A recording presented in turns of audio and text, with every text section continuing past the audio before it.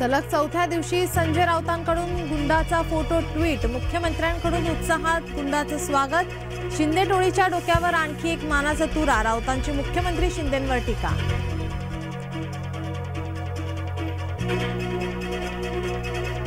लोकांची मानसिकता मोदींसोबत जाण्याची। मागच्या वेळेपेक्षा जास्त जागा निवडून येणार।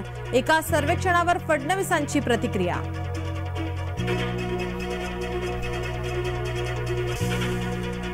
हातातील घड्याळ चोरला पण मनगट आमच्याकडे। जितेंद्र आव्हाडांचा अजित पवारांना टोला।